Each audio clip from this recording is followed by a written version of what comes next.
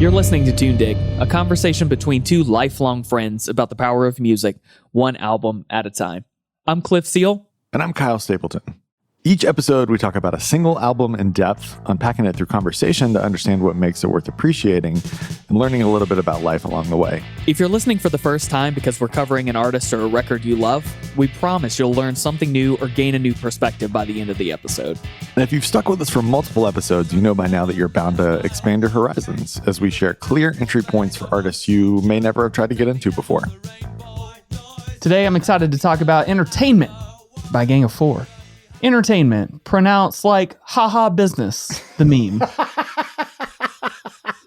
Speaking of haha business, let me take this opportunity to reach out to the people listening to our episodes and remind you to be grateful that we're fun and talk to each other in cool ways.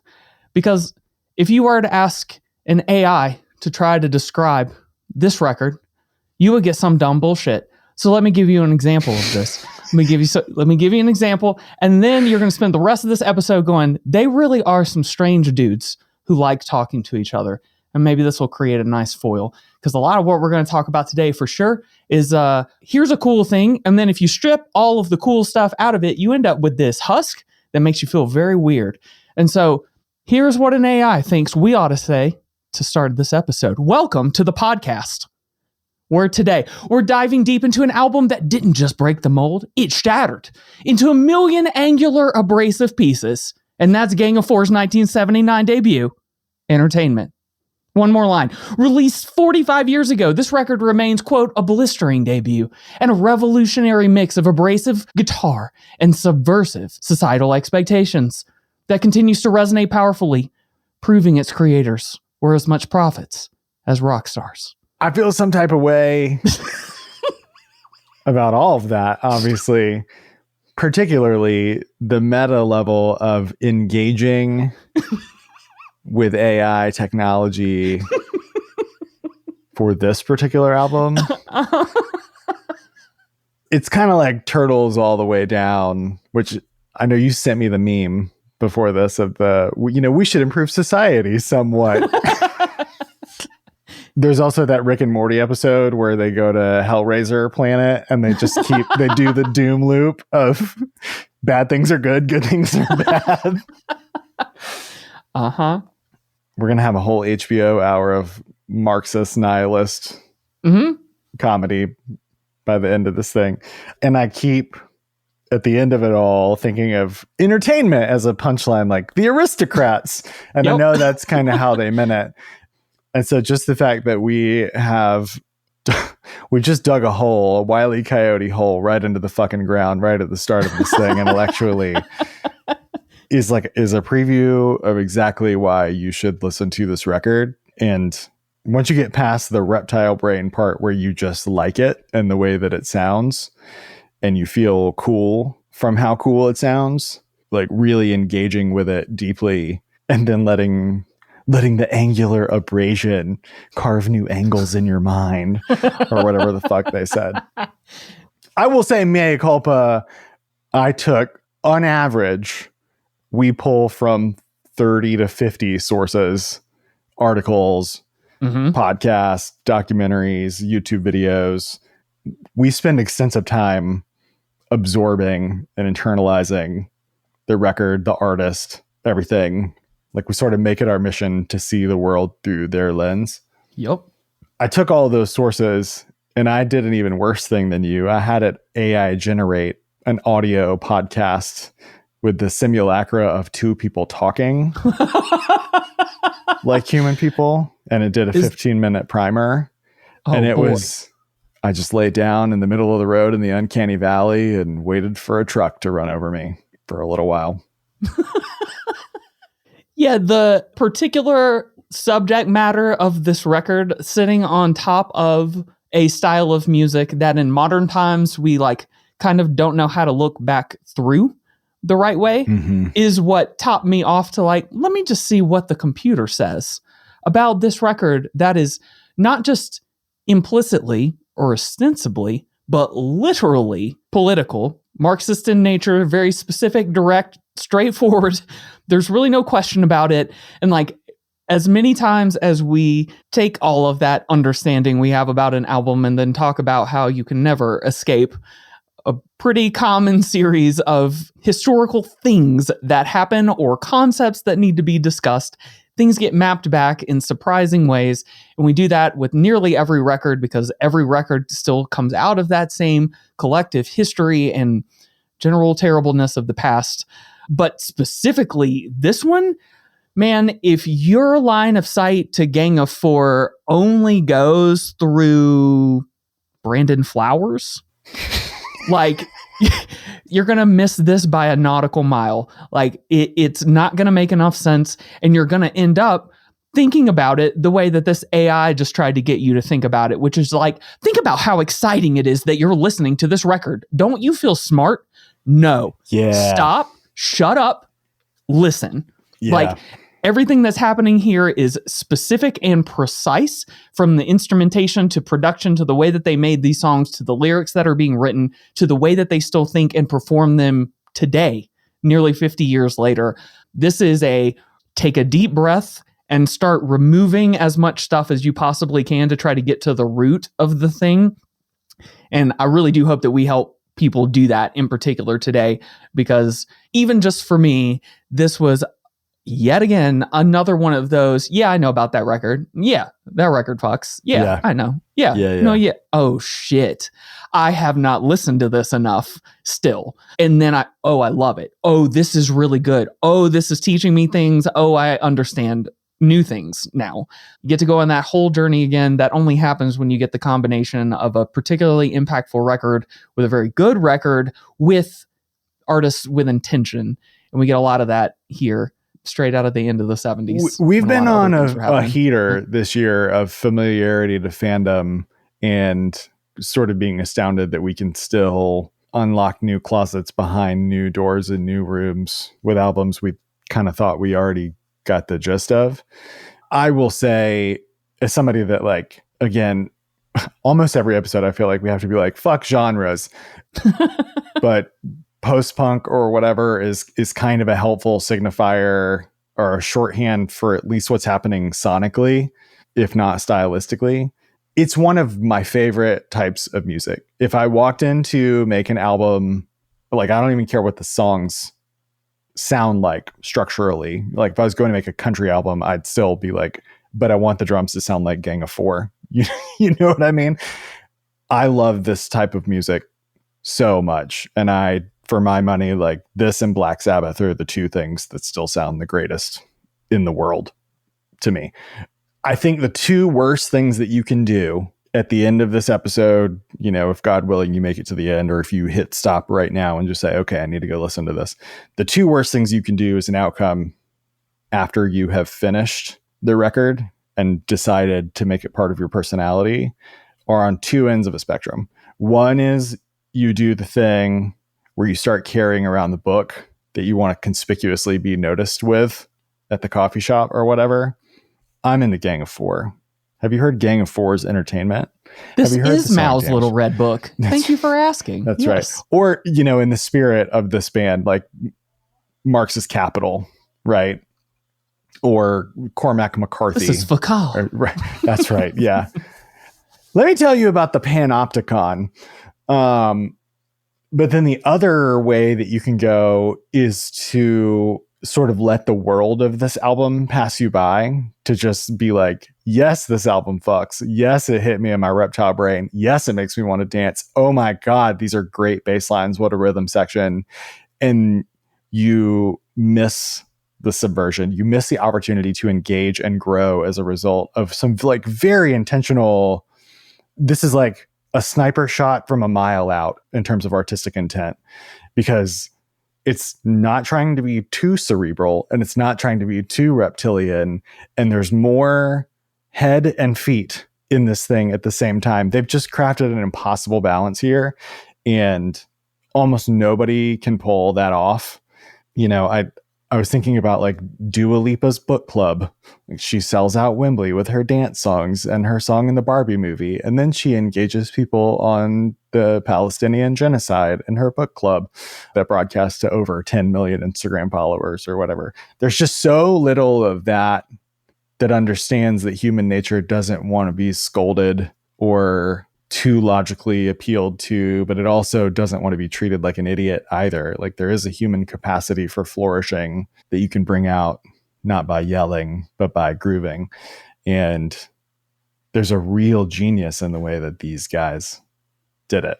It's a great record, and it can make you a better person legitimately if you just like kind of get into it and don't be a prick about it along the way. Yep. And it's not, thankfully, like it manages to institute that level of seriousness without devolving into like a Sarah McLachlan song form of the message. Like, Right. And now we're very sad. Like, well, we're not sad so much as we're fucked. Heads up. Here are all the ways. Here are all the things happening.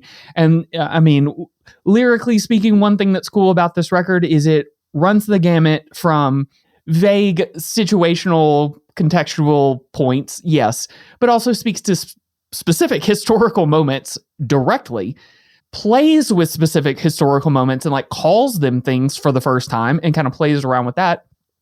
And then even in one specific instance, foretold a moment of Britain annexing something as a form of what they would go on to call eco-colonialism in its first form. And they straight up like called a shot in a song from 1979 for something that would end up happening in like 2007. 2007, yeah.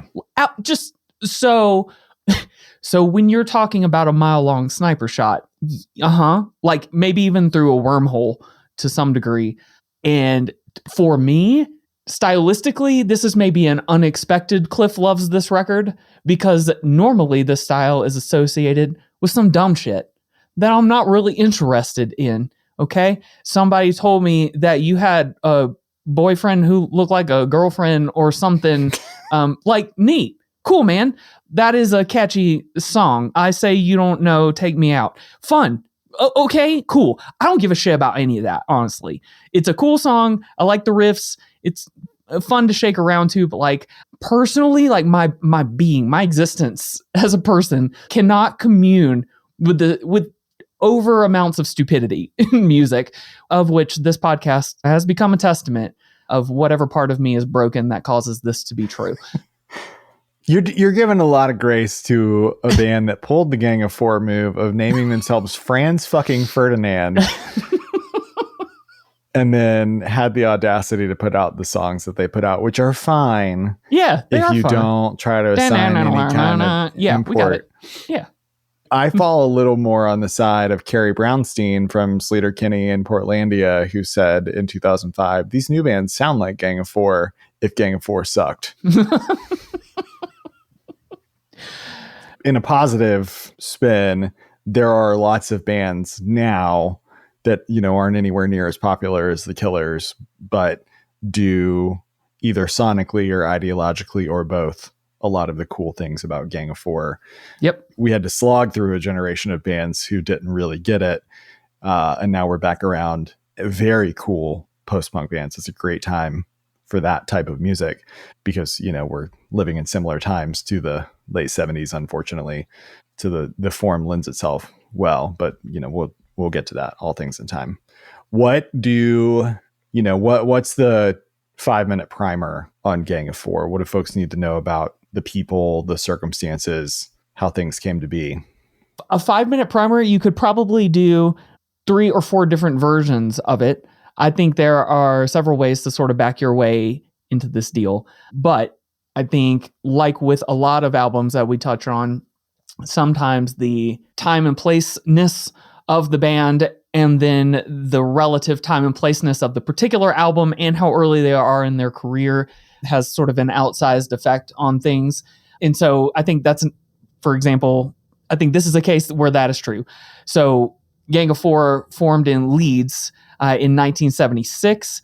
This record, Entertainment, comes out in 1979. And they said, like, when we talk about Leeds, so I have not spent a lot of time in Leeds, England, okay? But the way that they talk about it specifically is so visceral related to that time that I think it's contextually helpful without even starting to go into then like the larger political or social things that are even happening in that moment. Just the like kind of specific locality of the whole thing. They said in one interview, we made entertainment in the workhouse, a studio on Old Kent Road, then a seedy highway through a depressed South London, but still glamorous compared to the misery of Leeds.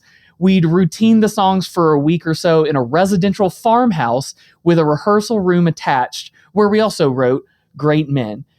So there's this like middle of nowhereness to this group of folks already, which feels like it stands in contrast to the seriousness and directness of the message that they come out with pretty directly on this record. Like, it feels like a band who's only been together for a few years from the middle of nowhere has no business making a record this good.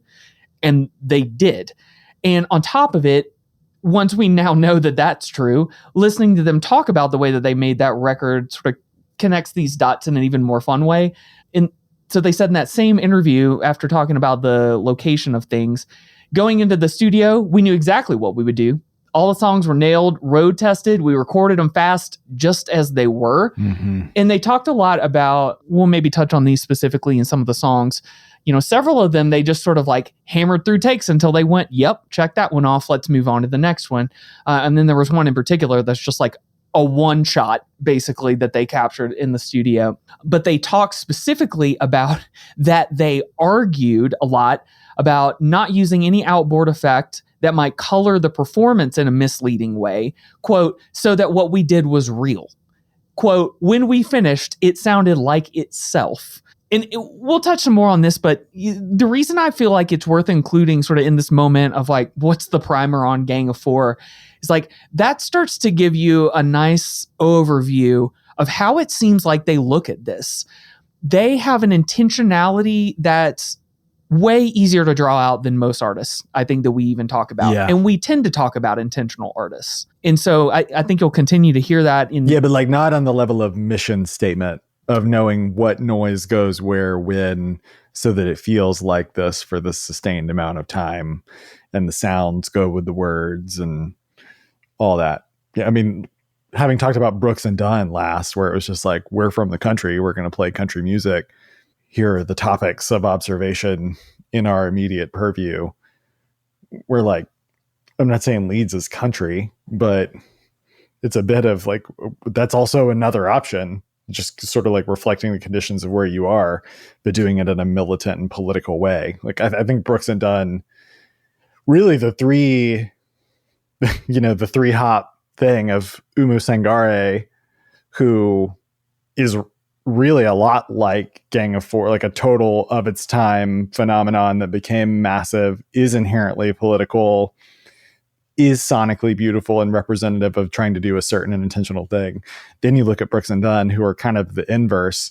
It's a triangle that nobody asked for, but I think if you're listening to these episodes chronologically, being able to do that, to like sort of rub the worlds of these artists right up against each other and feel the friction, makes them all a little bit more interesting. And they're all interesting of their own volition.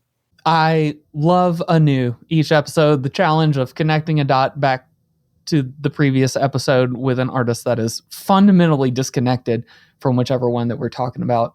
It's getting easier all the time to find those ways. To me, using what you just talked about in the Brooks and Dunn episode, we talked about that group of studio musicians and how they sort of, first of all, they were all basically all-stars, but had sort of an approach to how the music should feel and sound all together, and ended up sort of jamming their way to the thing that feels right. And similarly here, when we talk about the intentionality of things, when they talk about doing takes in the recording, so in contrast, they're not doing unique takes. They're not soloing 18 times and then picking their favorite solo. They are just shooting through this one, this one, this one, this one. Okay, that was the one. Got it. Move on to the next. But like the intentionality that they speak about, Gang of Four specifically, is that they present it like they argue with each other all the time. Yeah. Actually, another, I guess, similarity to Brooks and Dunn, like famously not necessarily best buds behind the scenes, and yet found a way to appreciate the artistry that comes out as a group and invested in that instead. But you'll notice the more you listen to any of these folks talk in interviews from Gang of Four, like they talk about arguing with each other all the time, like yelling, fighting, striving against all this stuff. But most of what they're talking about when they say that is that they're fighting each other to put them in a vibe. Like everyone has this little feeling in their head about how this should feel once it's done. And they're going to keep pushing on everybody else to get it into whatever shape that actually is. And they're not using refined words or like super planned out strategy to make all that work or record all the individual pieces in the studio and then assemble them together. That it's not a grand plan. This is how this song should feel. And we're going to hammer it out until we get there, and then we're happy with it, and then we move on from it. And I think one quick encapsulation of that mentality from them as well was they talked about when they recorded this, the EMI, the record label, basically left them completely alone. And quote, when we'd finished the playback for EMI, after that playback, EMI said only, in a mystified way, "Is this the demo?" To which we said, no, it's the album. To the record company's credit, that was that. And it was put out without any further polishing. Like, that's it. Is this a demo? No, it isn't. Right? Is this record about Marxism? Yes, it is. Any questions? Nope. I'm going to go grab some cigarettes. I will be back. And we'll probably, for what it's worth too, use Marxism as a proxy for a lot of ideas and things that are probably even hard to express conceptually now that were, a particular grouping of philosophy in the late 70s that we might think of differently now. Yeah. So I do want to get out in front of that a little bit. But yes, in general, this is a record about being people. Yeah. Under the impression of things. Yeah. Two things. I could easily, and will do my best to avoid making this whole episode about the critical theory aspects of this, of which they were deep students and has always been an intellectual pursuit of mine. Like I showed you, Cliff, I've kept the syllabus from my intro to critical theories class in grad Confirmed. school, reading Derrida and Foucault and Lacan and talking about semiotics and stuff like that.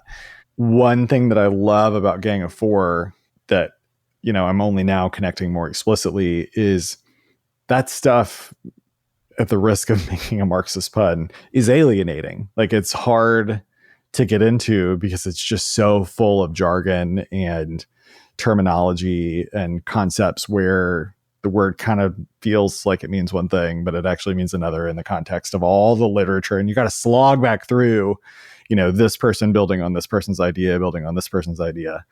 And this cuts through that into what they called small p politics, like the politics of everyday life.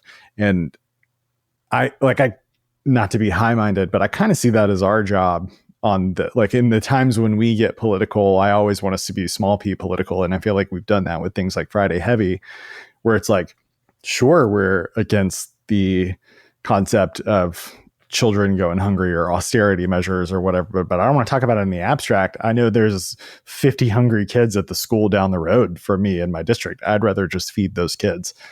And that's, as two Southern country boys, I feel like small p politics are the only real politics there is. And in 2025, on this hell planet of discourse that goes nowhere, there's a capital L lesson to learn from lowercase p politics as an approach to life.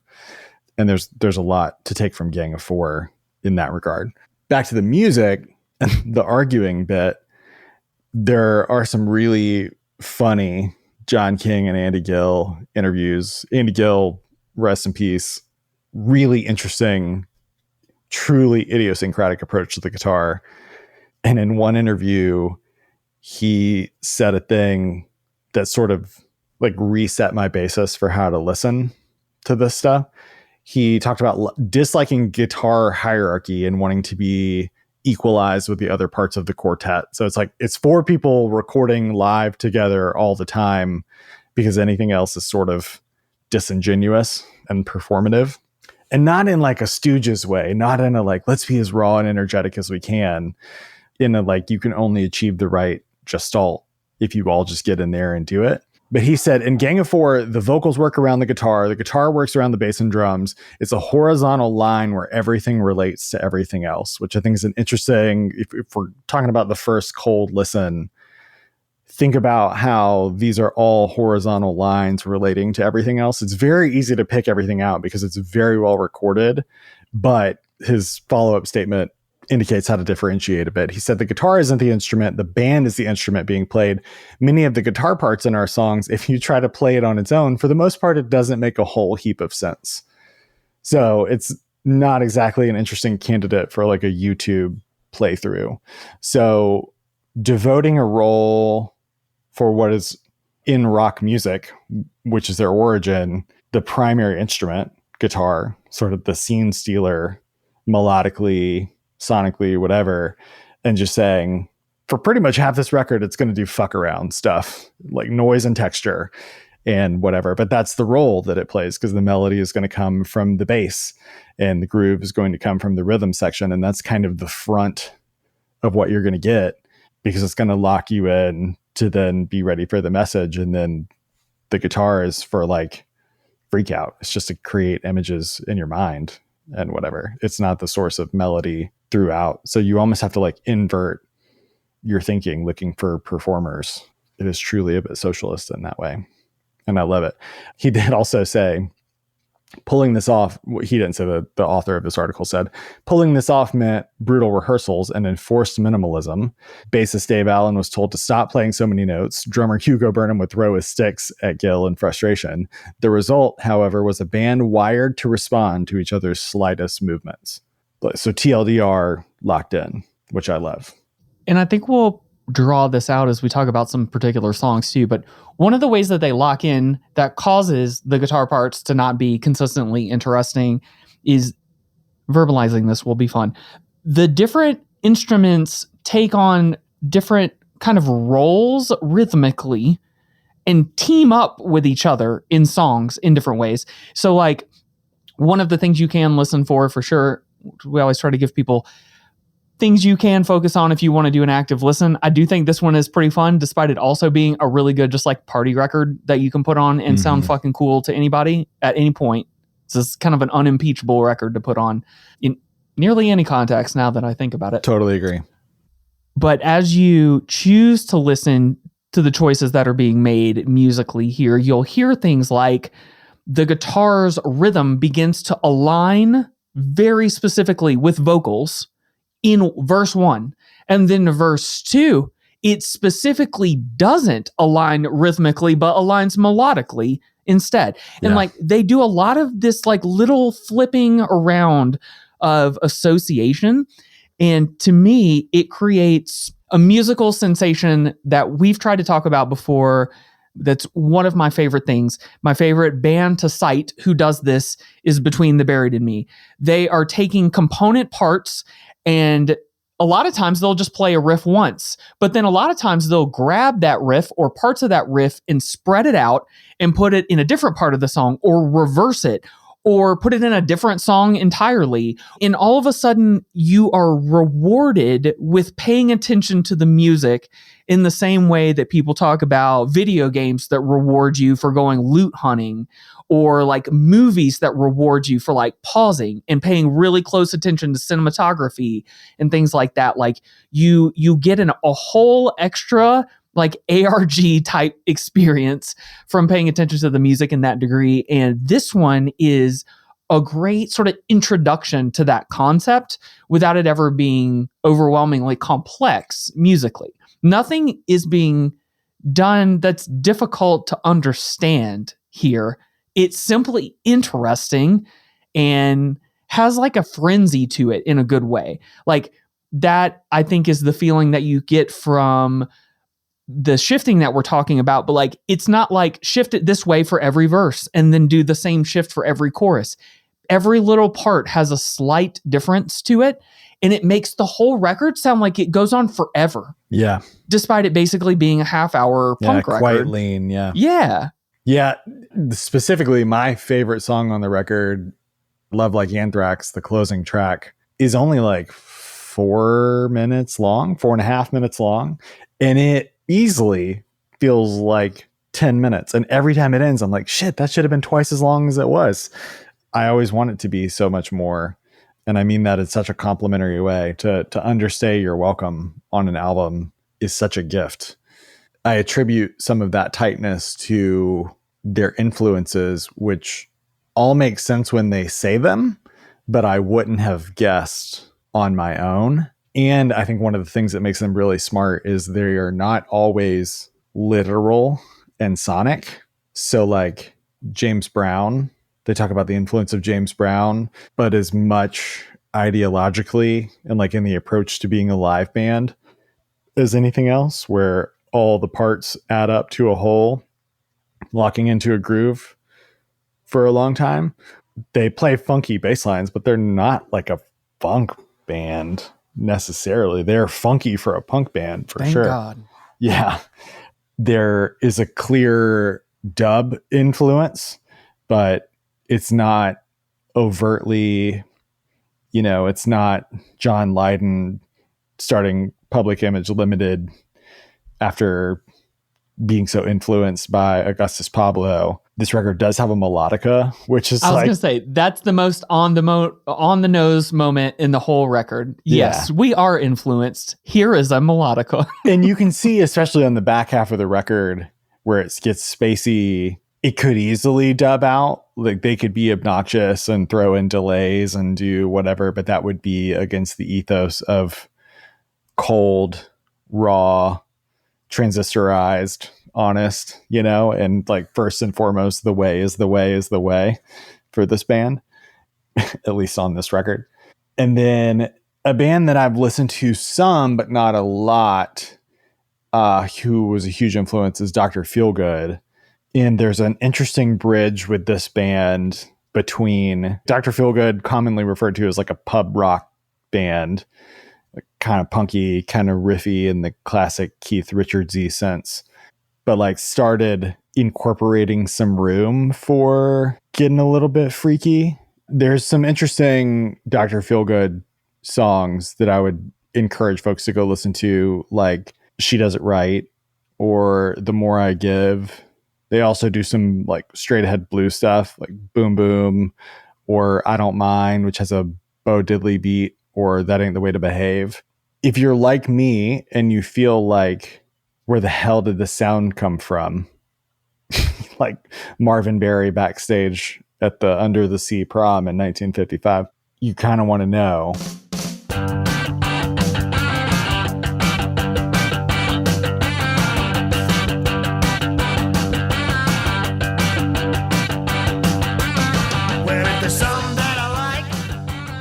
So like Dr. Feelgood's interesting because you can see the propensity for angularity or abrasiveness ready to like pop out with somebody else to take it in another direction. But also Andy Gill talked about how I Can't Get No Satisfaction by the Stones was the first song that he ever learned on guitar. And it was the first song that he normally teaches people on guitar. And there's some like interesting class discussion elements in that. It's actually like kind of a bit of a subversive song on Mick Jagger's part. And I think that's further reinforced by that being one of Devo's first big singles. And they bring out the Dadaism and the absurdity in the premise of the song Satisfaction. Like Devo, another great band in the spirit of this band in many ways, sort of like the inverted, sneering, smiley face cousins. If this is Rick and Morty and this is cynical, then that's Tim and Eric being like, whoa, hey, check it out with Steve Brule. Tune in next week as we map Adult Swim shows to bands. We honestly should do the BuzzFeed quiz for which Adult Swim show / punk album are you? This is the Eric Andre show of punk bands. That's probably like Discharge or some shit. The one that's accidentally very, very smart but doesn't want you to know it. If there were a smart Gigi Allen record, that would 100% be Eric Andre. It is pretty wild that you're having to dig for where the sound came from when, I alluded to this a second ago, but to say it directly, this is the debut album from this group. Yeah. It's not like they spent 10 years refining this slight variation of a sound, and then this was the most memorable one or most popular one. Those things aren't necessarily true. This is the first record they came out with. And then, like many cult classic-esque things, only became really important in retrospect, where now in modern times, everyone writing a top albums of whatever is going to include this one because they see the importance of it and how much it impacted and changed things downstream. And to that end, I do appreciate and acknowledge maybe that, like can happen when a musical fad pops up, and it can inversely point back at some bands that cool people can discover that were sort of the foundation of sounds. Great. So if we had to go through the early aughts in order for a handful of people to go back to Gang of Four, okay, neat. But another example still of, whether we're talking about a band like Led Zeppelin, like there are things that we think of now as obviously good that were not considered seminal and great and enticing in that particular moment. And we get to now kind of look back across time and understand, or try to understand, what happened across 50 years that made us realize, oh shit, whatever they did here, we're using words like angular now, but they wouldn't have called it angular then. Mm-hmm. They wouldn't, they certainly wouldn't have thought like, oh, this sounds like a botch record slowed down 20% on occasion or something like that. Like, so it's cool to be able to kind of go back and try to reverse engineer it to some degree, which I think we can do kind of at a couple of fronts. I'm excited about. I will quickly say, I think the coming out so fully formed bit I liken to the Cramps backstory as well, where it was measure twice, cut once. They had a statement of purpose. They had a world that they wanted to build.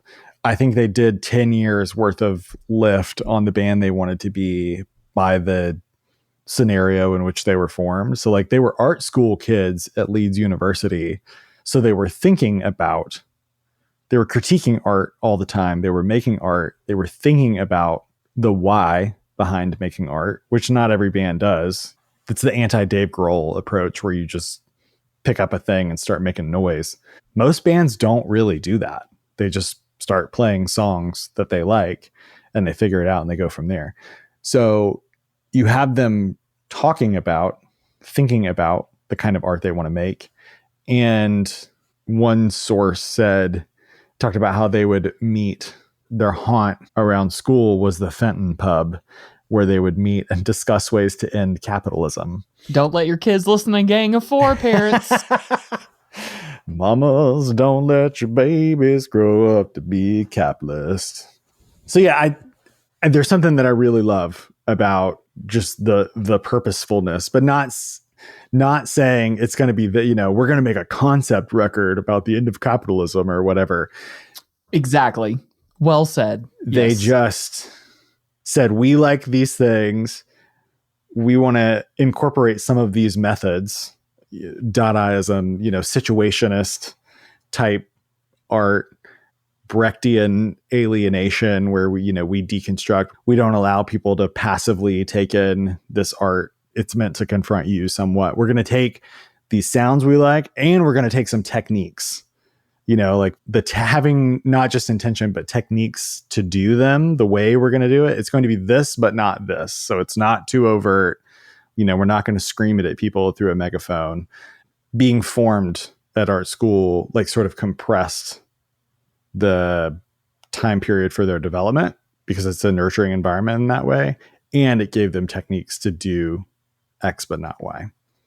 With that said, what were your first impressions? How does a cold listen work with this? What jumped out at you?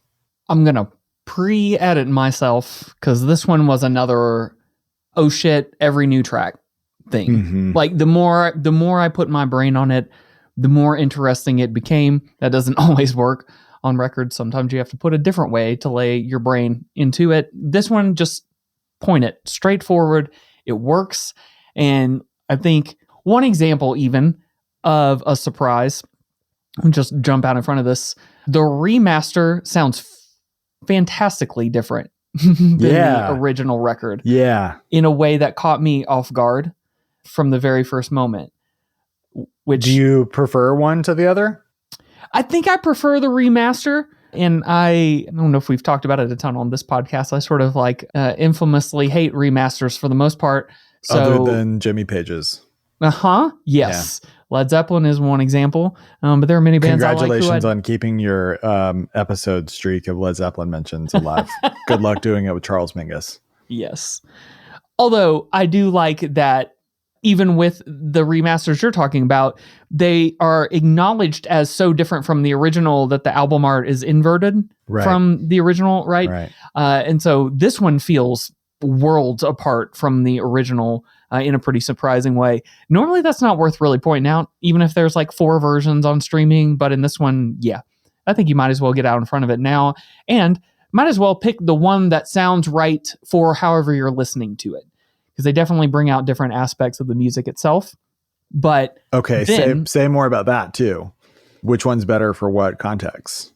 So, because that's before you get into songs, you need to know which one to cue up. Yep. So I'd say this part's probably pretty expected. The remaster is going to have a lot better low end. So if you are on probably any musical thing that's been made in the last 20 to 30 years, you're probably good to go with that remaster and you're going to draw some of that extra stuff out. The original is going to have more of that. It's going to feel more like it was made in the late 70s, I think, and it collects more in the mid-range. And to that end, though, is still pretty good on headphones, like the ones that we're wearing right now, like good quality headphones. I always love to send people back to that method of listening when they're listening to something from 60s and 70s and 80s. Cause that's how people listen to music, man. That's how you need to straight up lay on your bed in an exasperated fashion by yourself at the beginning of a montage to really feel what it was like to listen to music back then. In headphones, probably connected to your record player from some weird wire or something like that. So I think they can be used in different ways like that. But it's also good if you're going to really dork out and try to identify instruments. Comparing the two masters here will draw some of that out too. Because again, the range of it's really different. Not just slightly improved, but a pretty different sound entirely. So then dialing straight in, the first 10 seconds of Ether, which I didn't expect to surprise me because I already knew what that sounded like. Once I put my brain on it, once again, we were making jokes today. The Twitter meme or whatever of oddly specific playlists with 2 or 3 example songs on it. And once again, Ether now joins the club for Cliff of track 1 on albums that have killer 5-note snare hits that go into a heavy part. This intro right at the beginning does it. And it joins Concubine by Converge. And The Entire World is Counting on Me and They Don't Even Know It by Norma Jean. And I just the more that it happens, now I can't not hear a 5-note snare hit right before it goes into another part, no matter where it happens on any record. It's like Pavlov's bell or whatever for me now. I think just having the experience of the first time I try to pay close enough attention to this record, it blows me back in my chair already and goes all this stuff you like comes from this. Oh shit. Okay. And so I would say from there on out, and we can literally do sort of track level stuff, not only because the tracks are interesting, but because the complementary way to experience these, I think, and what continued to surprise me were all the track by track level interviews that some of the members did. And getting to plug in how they talked about it was itself a pretty surprising and interesting way to consume this record. With due respect to all of the people who make incredible art that we love and admire, some of them don't have a lot to add as individual people. Once the art's been made, their cup has been emptied. And we appreciate it, but I really don't need to hear you talk about it now. Every bit that I heard from them added something and made the track more interesting and made me want to go back and listen again. Yeah. And in hearing that, not only from the band generically, but then specifically different members of the band talking about their experience of it, really just made the whole thing an interesting historical document. And in a meta sense, that was my biggest surprise. It's like I expected to not want to think about this record, and instead I caught myself not taking it the right amount of serious. And once I calibrated, it sort of took off. And then this became like the easiest thing to put on repeat that I think I've experienced in a long time. Yeah. They do a really good job in those interviews of not, I'm going to say the thing that you said offhand one time that continues to stick with me. They never turn the lights on in Space Mountain. You know, sometimes it'll be about the context that gave rise to a thing. Sometimes it'll be about how they wrote the part, you know, this into two instances of this into whatever. But it's never boring, and they never pick the thing that I think they're going to. If it's a song that I think about the lyrics, they talk about the music. If it's a song where I think about the drums, they talk about the guitar. If it's a song where I think they're going to remark on the politics, they talk about how it was influenced by the split screens of Jean-Luc Godard's films. And it's just always like, okay, you know, just constantly surfacing unknown unknowns for me. Yep. My favorite one was for sure the Clash music one. They really like gave it their all. And I think also it speaks to how potent this record is and how interesting a group Gang of Four is, that it's their debut. It's 50 years old, 79, 80. Yeah, almost. Yeah, go 45 years old. They've never gotten tired of talking about it. They've moved on from it completely. They did a lot of records that don't sound anything like this record, jarringly so. Their late 80s and early 90s stuff is like not even the same band. I mean, it's like the first Sugar Ray record versus all the Sugar Ray stuff on the radio, and I'm sorry to invoke that comparison, but it's just that jarringly different. They just have such a healthy relationship with this record. It's a record they should be really proud of as a debut or otherwise. And yet they went on to experiment and kind of do things their own way the whole time. And then they did a victory lap mostly around this record on the anniversary of it after Andy Gill passed, and then called it a day. Just another signal for you, the listener, about how smart and thoughtful this band is, that they were sort of unimpeachable in the way that they handled the early success of this record and went on to be artful, but maintain their relationship with it.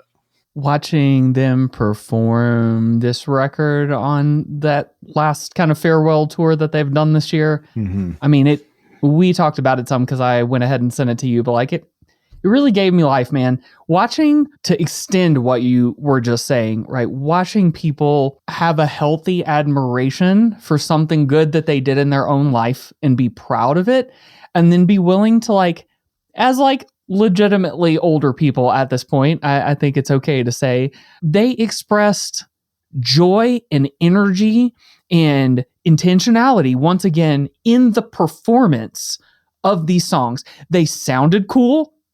This was not a band goes out and plays the record that people know and they sort of just get through it and we go, yes, that's sort of what it sounded like, and I was there.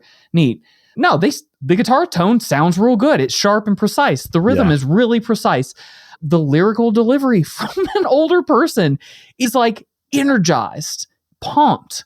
And, you know, it's hard to imagine that you'd still feel super comfortable with anything you wrote 45 years ago, no matter how long ago that was or when, or how old you are now or then or anything. That's a long time to agree with yourself. I barely want to eat the thing that I decided to eat before I started cooking it.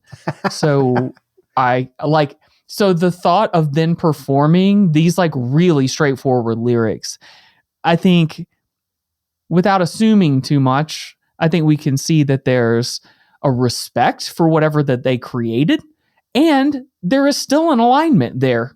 They don't seem in opposition to anything they're sharing here. And to a point you made earlier, and we make repeatedly on this podcast, we are in hell. So everything that's been said still applies. And you can just now Wikipedia the references instead of wondering what they mean abstractly, like you might have had to do reading a lyrics jacket back then. Yeah. I hate to have missed them on this tour.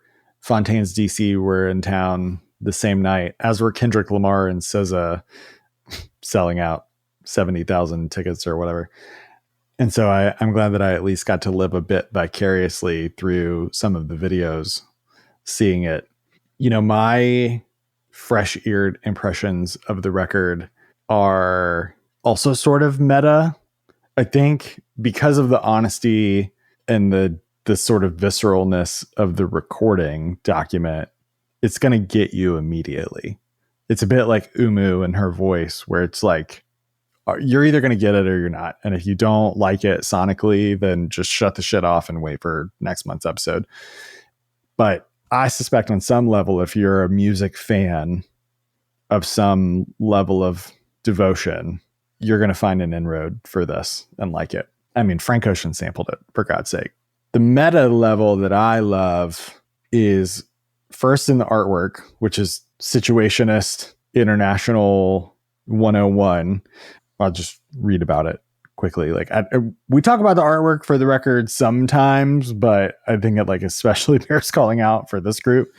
Depicts Native American, or depicts a cowboy and an Indian, basically in the Western sense of the two words, in 3 heavily processed versions of the same image based on a still from one of the Winnetou films starring Lex Barker and Pierre Brice, which had once been popular in East Germany as narratives critical of capitalism. Their faces are reduced to blobs of red and white, that is, to their stereotypical skin colors. A text winds around the image that reads, "The Indian smiles. He thinks that the cowboy is his friend. The cowboy smiles. He is glad the Indian is fooled. Now he can exploit him." In this way, it approaches themes of exploitation, but may also criticize simplistic popular depictions of ethnic, social, or political conflicts as cowboys and Indians. So there's a bit of that Brechtian, like forcing you to engage. And you can see where that spins out into cliche when like sneering, jeering, lead singery types in skinny ties go to do it. But there was a viscerally original thing to the way that they did it. If you groan because you feel like this sort of hit terminal velocity with Seattle, like with the Melvins and with Nirvana, this being one of Kurt Cobain's 50 seminal records, you're absolutely right.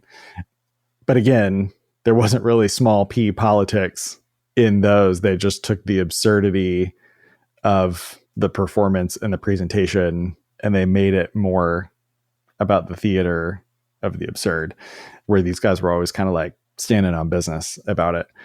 So I think if you can get your hands on a physical copy and see the gatefold, see the back, like really sit with it in the corner, the artwork is very rewarding. But also the meta layer of a lot of these songs, to your point, there's something to Wikipedia on like every fucking one of these songs. And the 2 that I would call out are Guns Before Butter, where you learn about the like political, and even if you know about the sort of political shorthand of guns or butter for social welfare versus warfare for advancing capitalistic aims, and the idea of the peace dividend, which is a piece of vocabulary that helps inform better talk around politics and how we spend our tax dollars.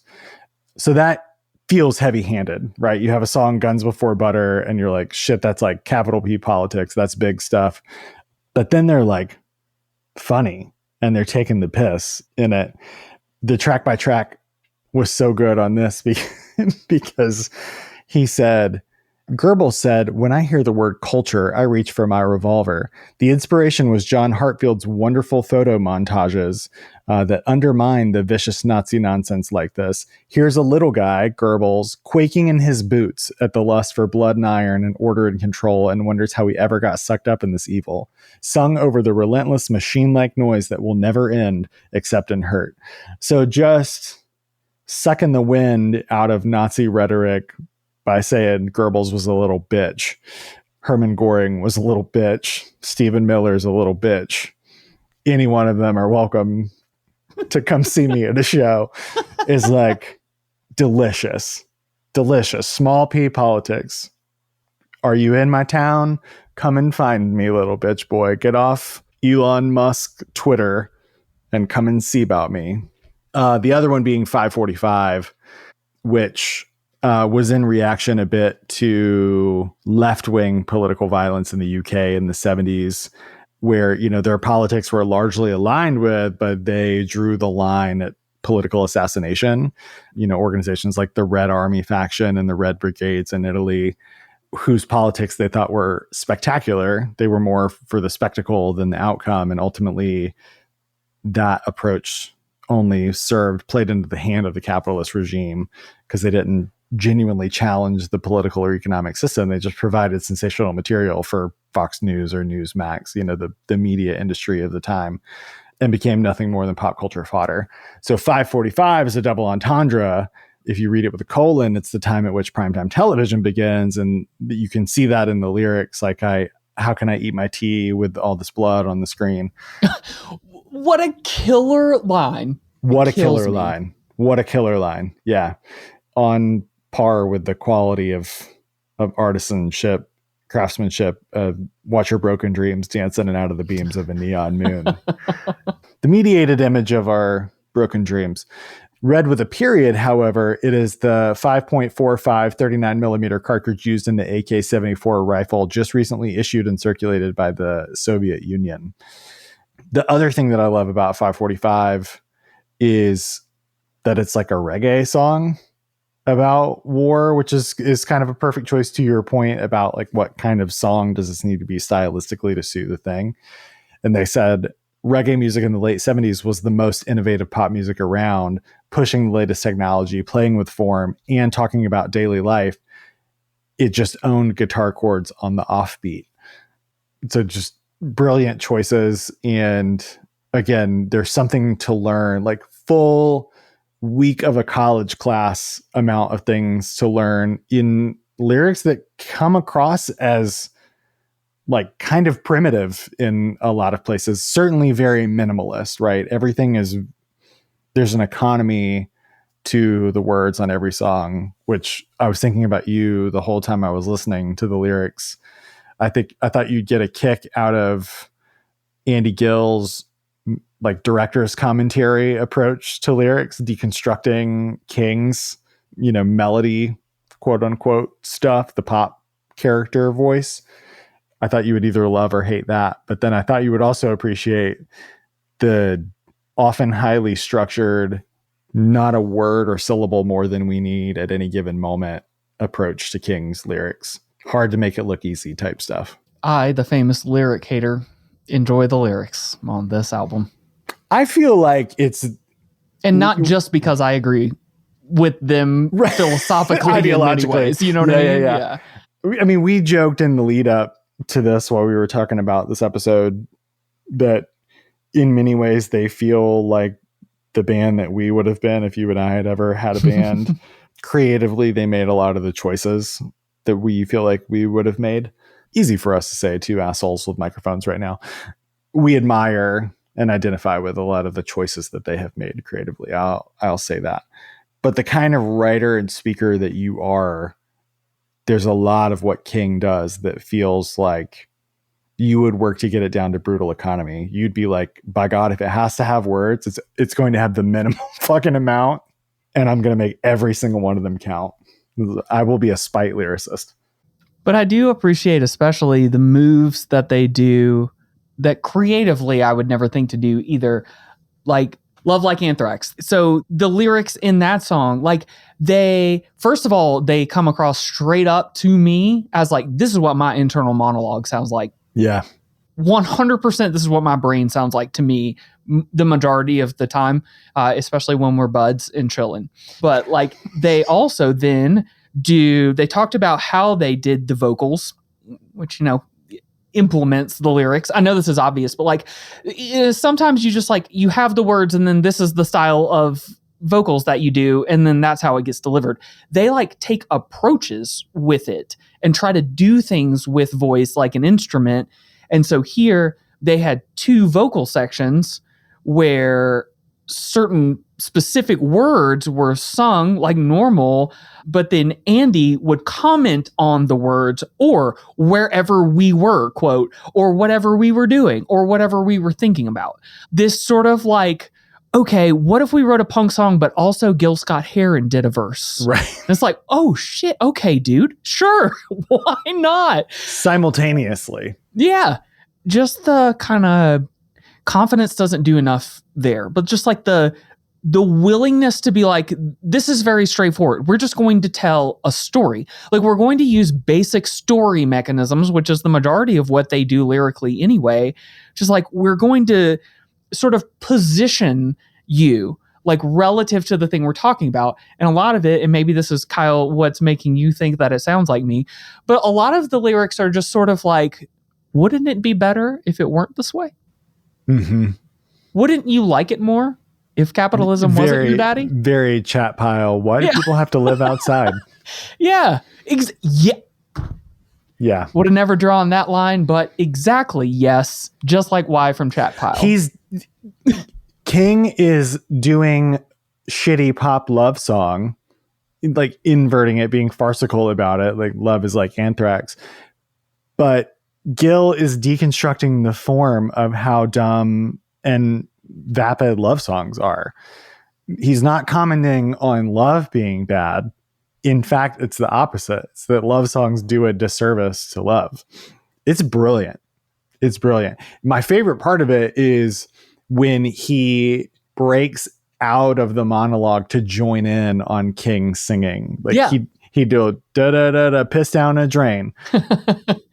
And then said to myself, like both just after the 2-minute mark.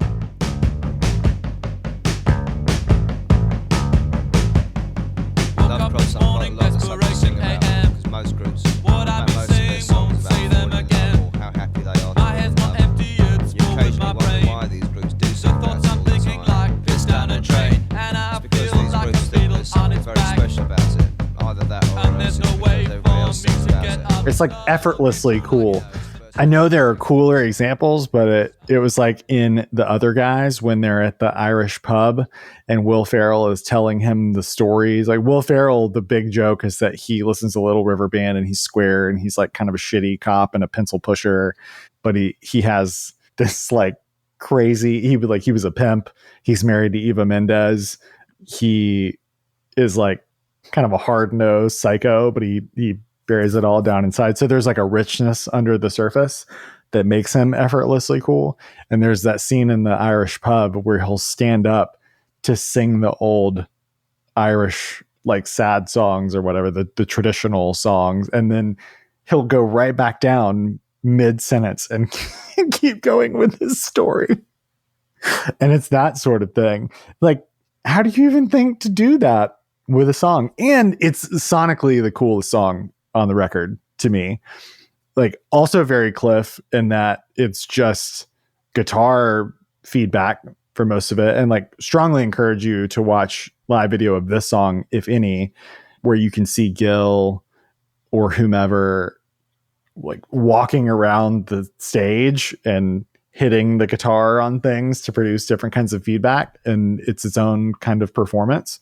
And it's my favorite bass line on the record. The do do do do. It's a Green Onions level strut to me. It's in the Tune Dig Hall of Fame, this song. Like if I had to make a playlist of top 20 or 25 songs from all the records that we've covered, Love Like Anthrax would be on the playlist for sure. And to your point about the guitar work, like that, it sounds like Kurt Ballou to me.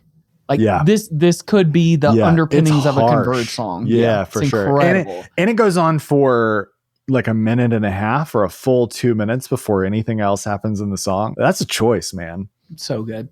So I think one of the things we can talk about so as to talk about why we don't need to talk about it would be the approach to like recording here, this particular record. There may be some details we can draw, but like we've sort of talked about already, the approach seems to have been, we know what the song is going to sound like. So now we're going to use a recording studio to record what the song sounds like. And now we're done. Like, not a lot of just like, let's sit and let 1,000 flowers bloom. Let's get in and out and do the thing and take the takes until we feel good about it. And then we're done. If there are, exceptions or you disagree, for sure, let me know. But I thought that in lieu of then a lot of the sort of interesting or fascinating bits that we can usually get out of a recording place or time or studio sessions or who was involved. Instead, moving further into, another thing we'd like to discuss about every album, like things that you can pay attention to. I'd like to sort of back that out a little bit, if you don't mind, and just talk specifically then about Andy Gill, which we've already done some, but like if you are looking for a razor in the philosophical sense to like cut this band open and try to sort of see the parts and understand a bit more of it, we've mostly hinted at this, but like Andy Gill is the way to do that. The music is cool. Yes, we have established. Neat. But like as a guitarist, and now we're going to go into the mode that Cliff goes into sometimes where he goes to a deep place and talks about some nerd dork shit about guitar, but Kyle is nodding along silently, so we all know that it's okay. I'm the one that made you do a whole monologue on Telecasters last episode, so 100%. like I'm always here to learn for a guitar lesson. So then in this instance, like what Andy Gill does and is doing as a guitarist is fundamentally different than most people have done guitar up until that point. And here's what I mean, like in a specific sense. Tom Morello, actually from Rage Against the Machine, which has a heckin' lot of crossover with this band once you open your eyes to the angles that are there. We've talked about some of them. And they've cited them as an influence. Yeah. Sure. Yeah. I mean, it is direct the more you look at it. But Tom Morello specifically said, quote, Andy Gill was one of a handful of artists in history who changed the way that guitars are played. And like, I think that that's a really specific and important little nugget out of this bit too. Because first of all, carry forward the context that this is a debut record. Once again, to use the phrasing of just like this band really had no business being this good at this particular point in their career. And certainly had no business being so good at guitar that you change an aspect of an instrument that's probably at its peak of popularity already by this moment in time. And so sort of what I mean by that, especially for folks like kind of less familiar with guitar in general or thinking about it, like influencing the technique of how guitars are played is a way wilder thing to impact than the tone of guitars. So in an example of what I mean here, most people would know who Slash is. Slash is an incredible guitarist. He has interesting fashion and personality choices, but he's an incredible guitarist. No one will really disagree. He sounds really good. He plays a Les Paul, plays through a Marshall. This is how it sounds. Like, no one, after hearing Slash, went, I need to rethink the way that my hands work on a guitar. Like, it sounds cool. It's incredible. He kind of establishes and maintains a portion of guitar soloing, almost frontman-esque guitar style. But like, he doesn't play guitar in a different way. He's famous because he's a really good guitarist who consistently has cool tone, who played on cool records, and therefore you know him. Andy Gill, though, on this record is using the guitar to make sounds and make their production sound in a specific way that people were literally not doing up until this point, and then began to discover after he did it. And so in contrast to like Slash, for instance, what we're talking about here is much more in the vein of, we can reach back to a recent discussion in episode 2 or in a recent episode as well.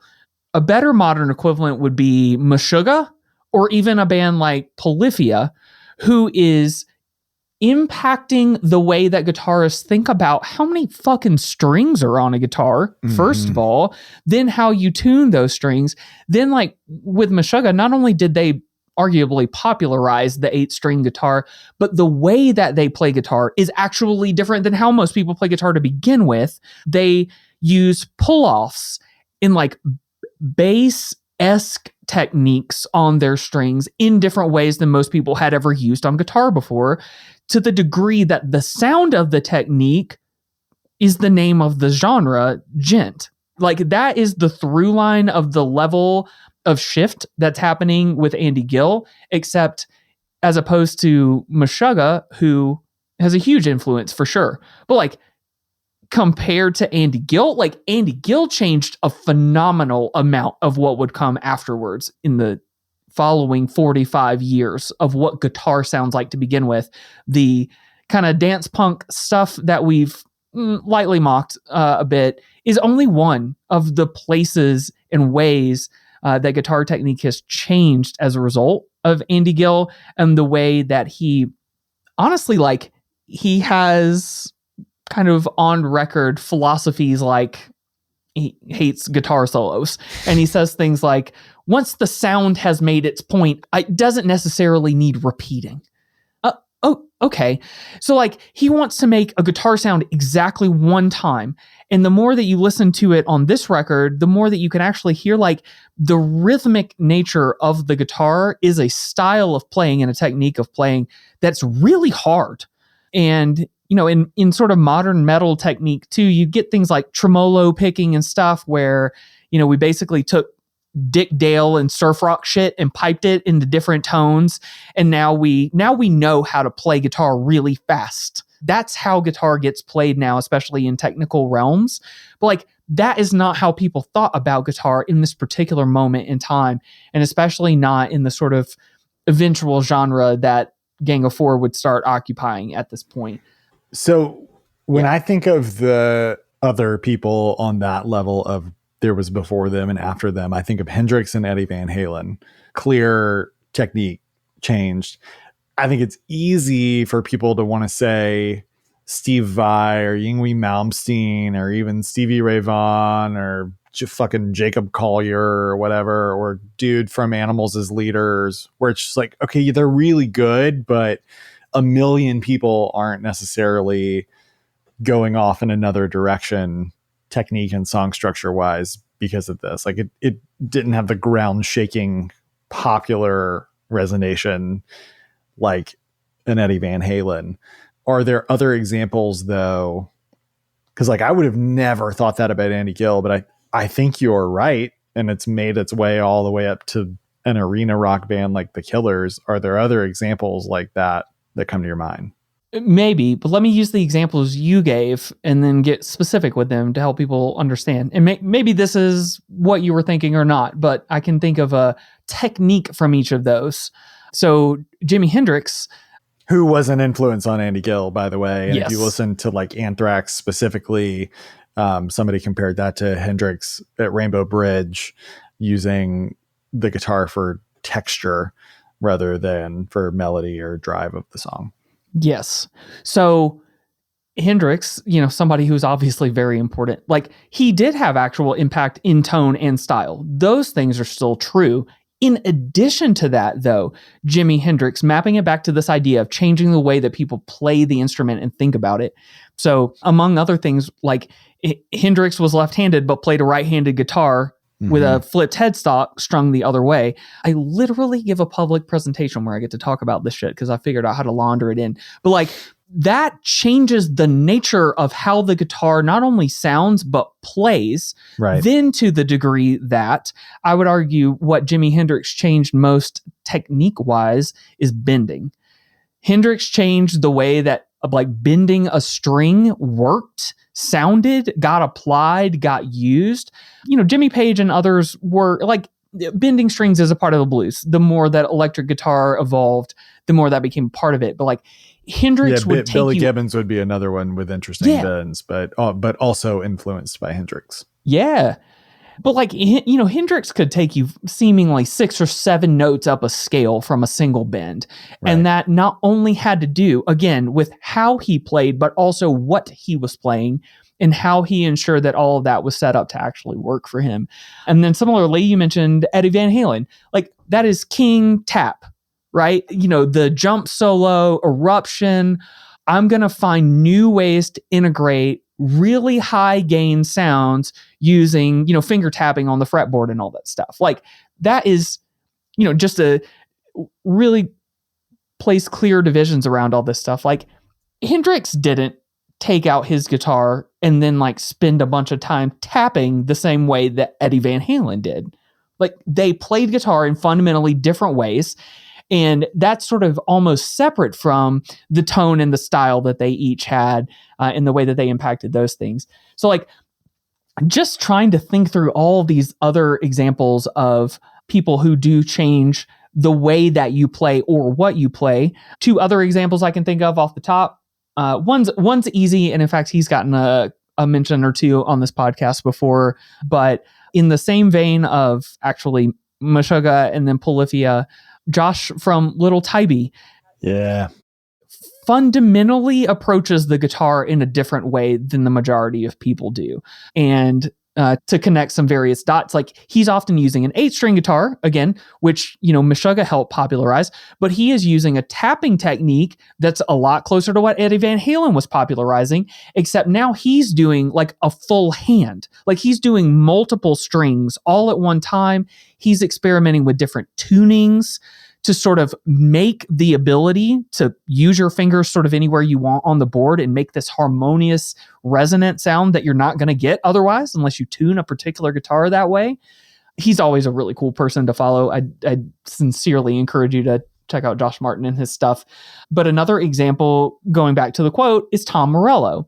I would say this to his face. I don't think Tom Morello is that good of a guitarist, and that's okay. But he plays guitar in a different way than most people ever tried to play guitar.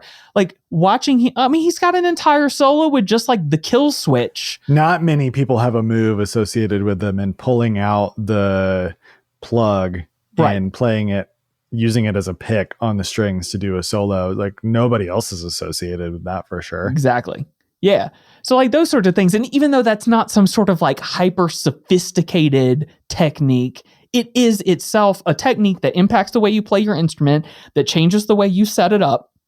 Like he can't, just going all the way down the rabbit hole, you can't play a solo using the switch pickup toggle on your guitar unless you have actually reinforced that puppy. Because if you're going to sit there and do a toggle back and forth for an entire live solo every day for years on end, you're going to break that fucking guitar in half. Or at least that switch, right? So that's sort of what I mean by all of it. Like it's as if someone was playing piano, but they went inside of the thing and said, I want the hammers to hit the strings differently. Yeah. And that's how I'm going to change the way that we play piano.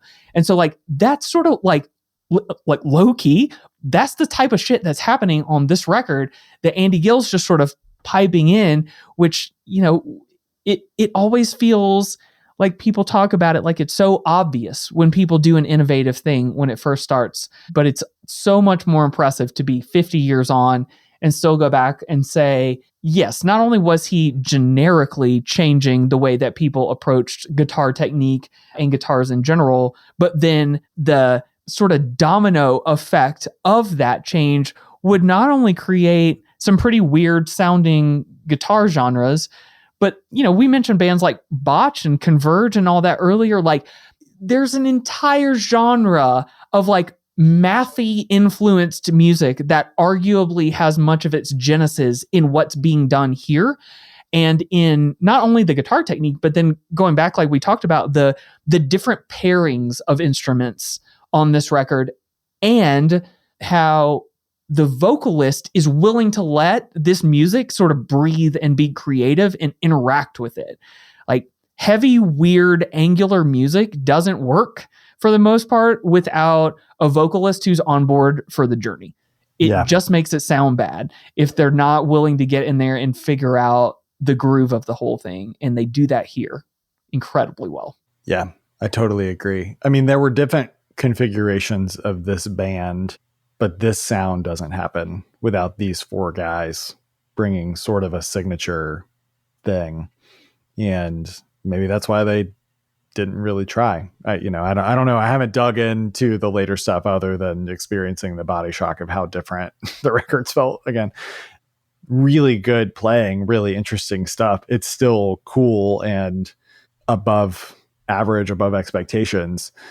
Just didn't grab me in the same way, but it had different personnel. So there's a real lightning in a bottle quality to four people who locked in together and seemed uncannily aware of how locked in together they were, and clearly like fought and bled for it a little, argued about it, but only because they were clearly aware that they were onto something, which is a very cool feeling that I think most people never experience in their lives. And so you get a bit of a transportive thing to try to put yourself in that moment, a flower growing from concrete, this little thing that has come from the dystopia of it all.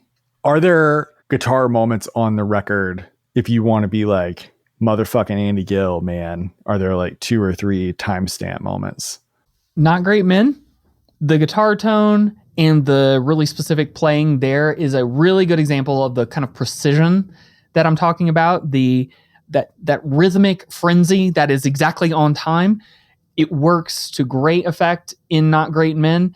And in that song also, I think helps you hear the contrast between intentional guitar tone and then what it sounds like when Gang of Four is doing ambient thing almost. Because in that song, right, they have there's like a car horn type deal that's happening in it. There's like a weird clapping interlude, which I guess precedes all the stomp clap era in terrifying manner. But nevertheless, like Not Great Men is again a good example of just what we are talking about with the guitar technique and how it works.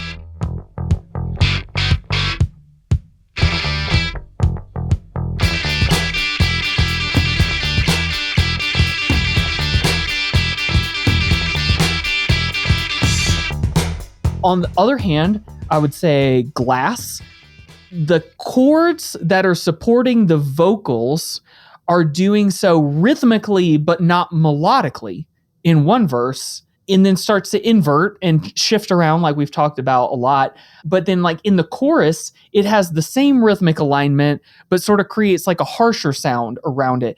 Like you can really draw out the different ways that Andy Gill is sort of pushing forward or pulling back, which is a weird way to sort of describe it because almost volume wise, it doesn't happen that way so much on this record. There's not enough there for any one member to like totally pull back a ton unless it's intentional. So there's always sort of like a constant level of it. But again, Glass gives you a way to, I think, see the different facets of how he tries to approach supporting the song with the guitar specifically. And then again, 545, which we were talking about earlier, there, again, thinking about alignment, like kind of sequencing of how guitar works and how that technique supports it. The guitar and the vocals are doing this one-to-one melody line in the verse, but only sometimes. And like, they like to do that move too. Like it sort of fades away and goes back to what we were talking about earlier, where it creates this sensation of there being so much music there. Because in a sense, they're never really repeating the same thing, even inside of a 3-minute straightforward song. And that then I felt creates this sort of like implicit harmony. So like once you've heard that the vocals and guitars are going to go with each other and then they stop, you still hear the first one though. And it creates this literal harmony between what you're hearing in your brain and then what's happening on the actual recording. And like, it's no different from a common pop hook trick in the sense of like getting you to think of a thing and then taking it in a slightly different direction. But like it's done to such great effect here in such like microscopic ways that you really sort of get the chance to like really pull that back out of the production and see what they're doing. And to me, that happens so many times here. Like, I don't even think I'm done discovering all the places that the guitar implies a thing that you should be hearing while it plays something different the next time. Yeah. I love all those examples. I had a handful that are like maybe kind of the inverse. I like the moments where it feels like he's doing something close to straightforward as almost a grounding effect for the weirder shit. So like, I love Not Great Men. He turns around the riff at the end with sort of like a bluesy after playing the angular thing. And that's weirdly the part of that gets stuck in my head. I think my favorite of the guitar stuff in a lot of ways is I found that Essence rare because it's almost Ramonesy. It's just like straight down, like it's the most angular in a way because the tone with that sort of straight ahead power chord riffing, it's the most cutting. It's the most abrasive the guitar feels, but he's kind of doing the straightest ahead thing on the whole record.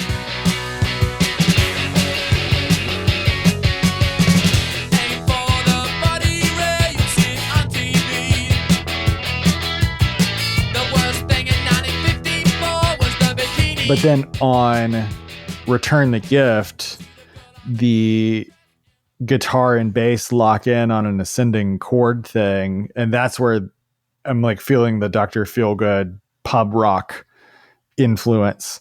And it's interesting that there are moments for like just a flash, I get the illusion of like Bachman Turner Overdrive or, you know, jock rock type shit, but they never lean into it. But you get a glimpse into a parallel timeline where they could be that band. They could just be like some English bullshit rock. Hold up your pint of piss water for this one.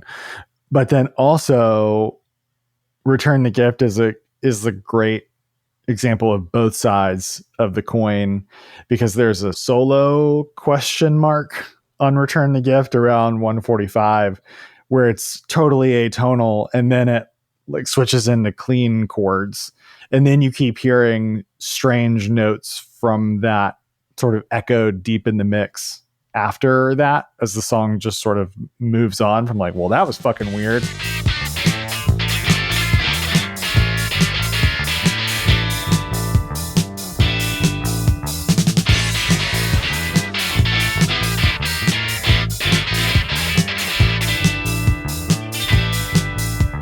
And the rhythm section has to like find the funk around the party crasher of Andy Gill on that song. So it's great. It's rowdy in an almost metaphysical way.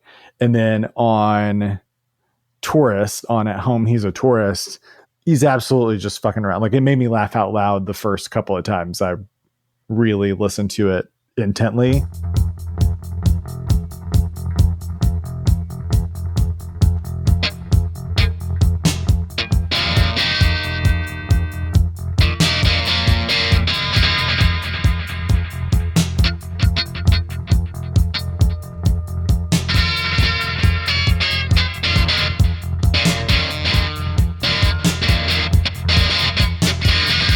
Because another band that you invoke a lot on this podcast that we both love, the Mars Volta, it's very Omar. It's just like, come on, man. Come on, be for real. But it works. And one of the ways that they're locked in is the rest of the band is tight when somebody decides to be crazy. And it's usually Andy that's deciding to be crazy on this thing. The ending of that song is incredible. Of Tourist? Yeah. Yeah. All the build with the toms. Yeah. I mean, a tremendous rhythm section record. Like, Andy Gill would not work nearly as well as he does outside of the context of a highly disciplined, really, really tight rhythm section. Yep. It would be to Mars Volta on a bad acid night without somebody really holding it together and making it pop and palatable. If you'd like to do the extra credit Tune Dig version for this one and step inside the hellscape of my brain, you can think about to suss out what you just said, Kyle. Simply listening to the rhythmic overlay between the snare and the guitar on almost every song will fascinate you. He aligns. I'm attributing it to Andy Gill, but I should attribute it to all of them the way that they talk about it. Just their alignment rhythmically with each other is surprising. I don't know how else to describe that. Like, that's part of what helps create this sound is moving rhythmically different parts of what you're playing to correspond different parts, specifically with what the drum is playing or what the drums is doing. And that gives you that sensation of space that they have here, where it's like, sometimes it feels really full. Wait, is it empty? No, it came back. Now it's fast. And it's like, somehow it always feels in balance, despite being almost objectively pretty dynamic from time to time. And I think that that's, again, one like super specific way that you could start drawing some of this out. It doesn't mean that they all sat down with a fucking TI-83 calculator and said like, this is how the snare lines up with like the exactly what I'm playing on this given string. But it's just like the intuition that comes from this. It's almost an anti-riff thing. Like they resist the idea of like falling into a halftime riff or something like that. And they almost go in the opposite direction a lot of the time. And like it's a small tweak that makes a really fascinating approach. And I think contributes in an outsized way to like what became of this sound and some of the things that got inspired by them specifically. Yeah, I was envisioning, the Meshuggah famous riff farming exercise where they chart it out and you can sort of see the patterns or whatever visually, but they were doing that with commentary, they're calling out the changes like a classic band, but it was like, no, remove the drum fill here and put this noise here instead, and just remembering it and then ripping it all in one long take. A bit like Sleep's Dope Smoker in a way, where it's like, no, then do this for 17 minutes and then go into the other thing. I promise this will be my last temptation to the listener to become a huge fucking nerd. But corresponding this to episode. Yes.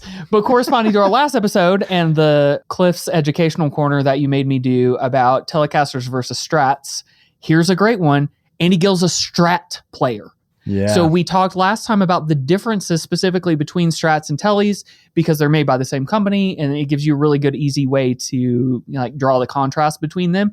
Here is, and we didn't plan it this way, but like here's in contrast to that, a perfect example of how the Strat works as a guitar, how that supports the technique of Andy Gill, how that supports the tone and the shape of what's being done here. And, if you want to go back and listen to the explanation of why it worked well for Honky Tonk and Brooks and Dunn, you'll probably have enough information to understand, okay, I kind of get why then this guitar would work well for exactly this, which is in a sense a kind of sonic inverse from what they were doing a lot on that record. So the record rips. Once you pop the Fun Don't Stop, you will listen to it a bunch, we bet, if you like it once.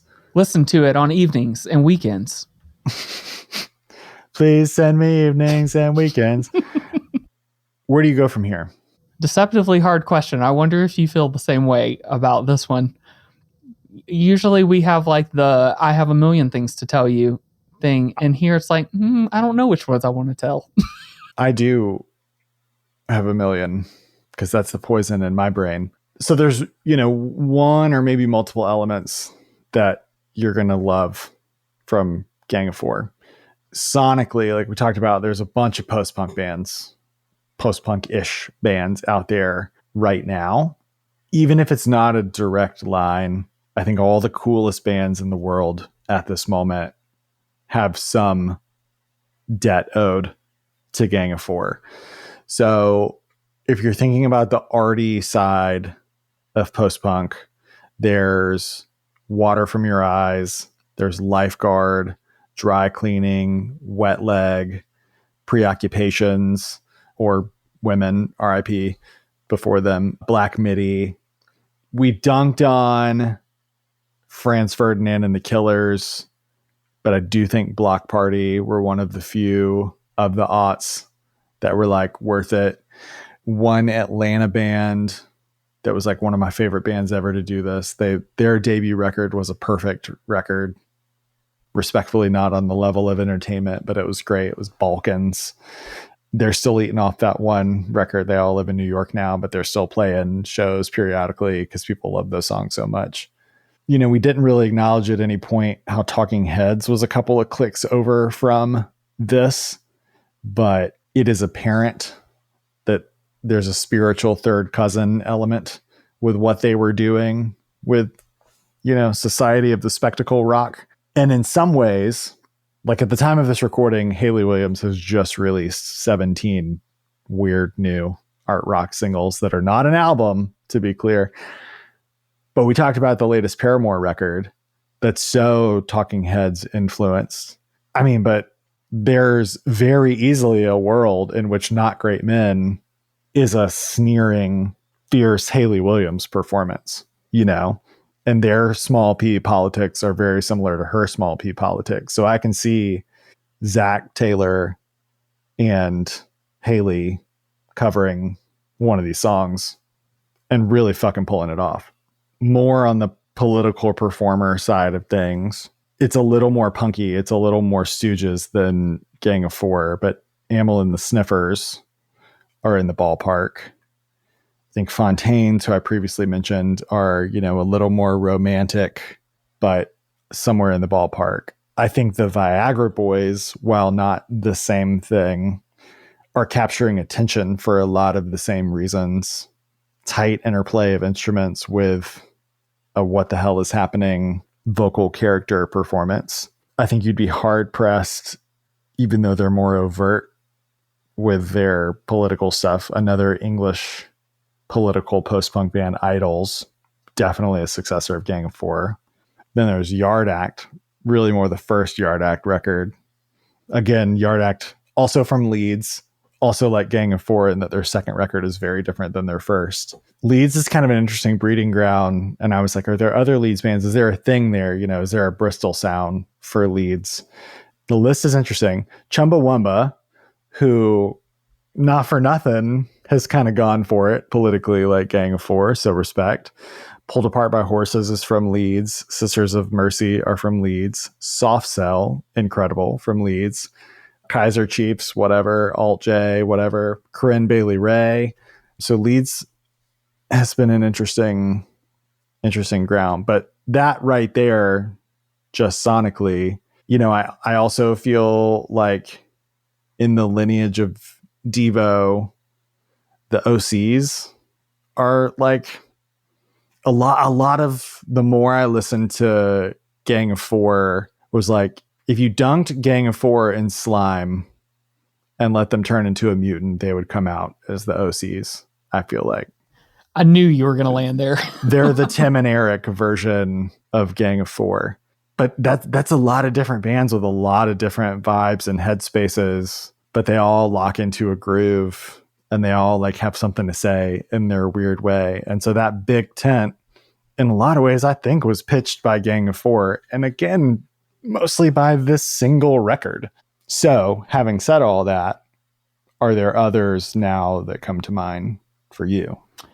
So you've done an awesome job, and I would say laying out starting point directions like we try to do. I totally failed at that particular exercise, so bless you. I would then supplement it. Apes together strong, baby. I would supplement it then with a less diverse range, but another interesting way to, I think, go deeper on it. So that would be closer contemporaries of theirs, and then also bands who Andy Gill ended up producing. So quick example. First of all, on a closer contemporary Wavelength. There we go. Thank you. Wavelength. Well done.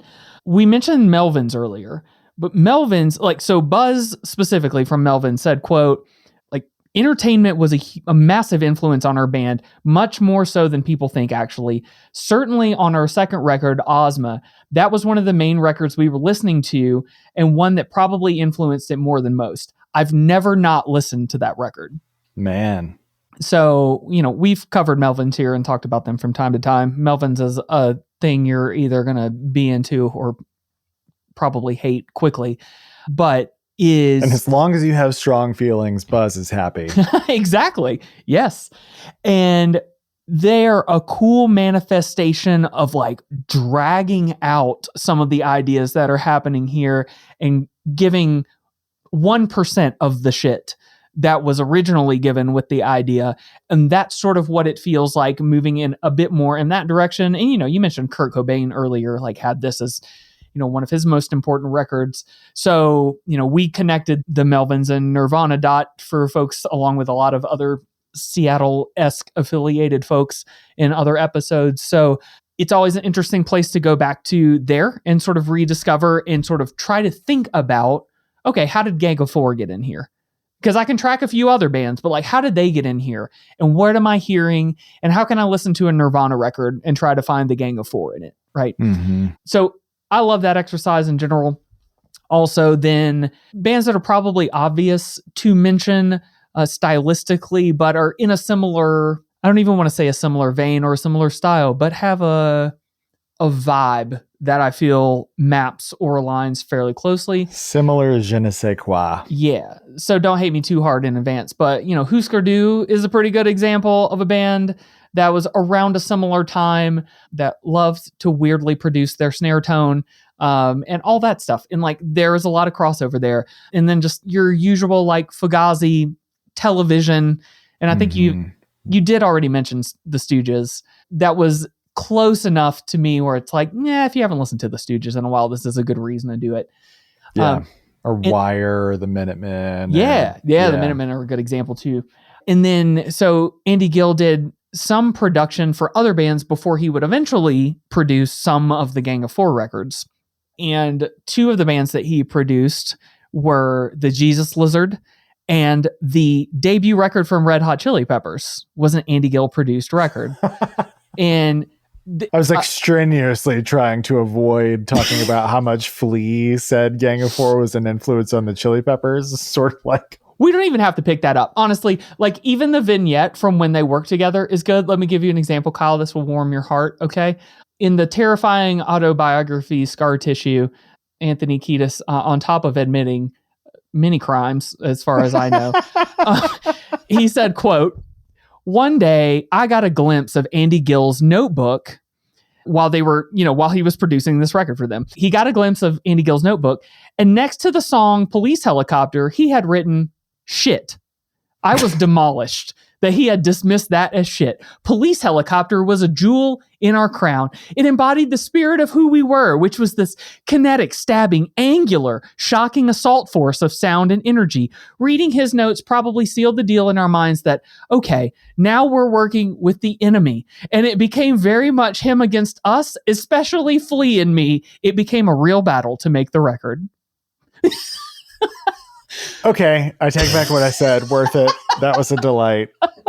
I will carry that in my heart on hard days. Yeah. So, Steve Albini's ghost lives forward and backwards in time and is always doing things like this. So it's nice to know that energy continues. But with that context in mind, the debut record from the Red Hot Chili Peppers in 1984 is an interesting listen now. On top of it, it was one of the only times, or it was the only record they had with a particular guitarist, and that certainly changes their tone a lot. But anyway, so less oh, you should become a giant Red Hot Chili Peppers fan, and more Hibby-dibby-dibby-dibby, California. Which, this is as good a moment as any to make at this point. Once again, we mentioned earlier that we made some fun of Franz Ferdinand and a number of other type bands. Dude, if you like those songs, that's fine. Dude, I like great. Vanessa Carlton's 1,000 Miles. Don't you drag her down into this. Yeah. Fair enough. I could actually defend that as a thesis, but yes, point made. I can't remember if I've told this story on the podcast or not, but we went and saw a band we love many summers ago when we were young, and I hated one of the openers, who I've come around to respect, but I really hated the performance that day and was just kind of more of a hater in general in those times.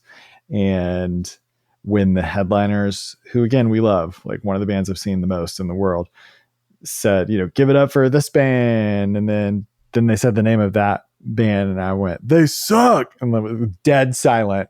And instead of rising to actively chastise me, he just went, it's all music, man. And for some reason that felt, it's a parent being I'm not mad, I'm just disappointed. And that single comment from a drunk asshole lead singer who didn't want to put effort into a heckler changed the course of my life. And I would never, talking to him, I would never tell him this story and give him credit for an unintentional bonehead moment. But this podcast, I wouldn't be on the journey of this podcast without that moment in my life. It's all music, man. Even if it's Franz Ferdinand, even if it's, parentheses Taylor's version. Yep. It all has a right to exist. Almost all of it ain't hurting nobody. And sometimes when it's hurting somebody, R. Kelly, but it's still great music. Eventually, the arc of justice will bend back toward your streams going to restitution for victims. So let 1,000 flowers bloom, so to speak. So once again, we're faced with the concept that we hit right back at the beginning of this is serious and not serious simultaneously, as evidenced by our discussion of a Red Hot Chili Peppers album as a way to seriously take on the musical learnings of Gang of Four. But that's just one example. You can't take anything too seriously, but you can't underappreciate it either. Things do mean things, and I think this record is such a good example of that tone that you can strike, again, when you have intentionality, vision, and care about getting something done. But the punk ethos just helps you to move the fuck forward. The song sounds like this. That's good to go. Let's do it. Yes, that rips. I will perform that 50 years again in the future, and it will still be good then too, actually. You know, now that I think about it, it must be pretty good to be whatever age they're at playing those songs and thinking to themselves, this is still way better than everything else that I hear right now. Yeah. Yeah. I would be remiss if I didn't share the lesson from Not Great Men, which is refuting the great men theory of history, another Wikipedia rabbit hole. It's the Marxist idea of history from below. It's really like critique from below. So for all the like armchair Twitter leftist people, the analysis of small p politics that they do recognizes that there's no place of ideological purity. If you're like advancing any kind of expression in the world, none of you are free from ideology in the critical theory sense. Like you exist in your own loop of it, I guess.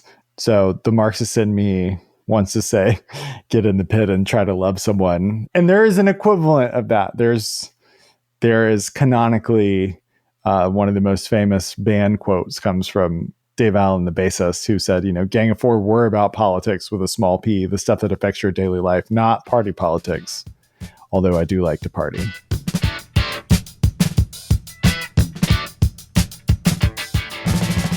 Go to tunedig.com for your chance to win a free vinyl copy of the album we just covered.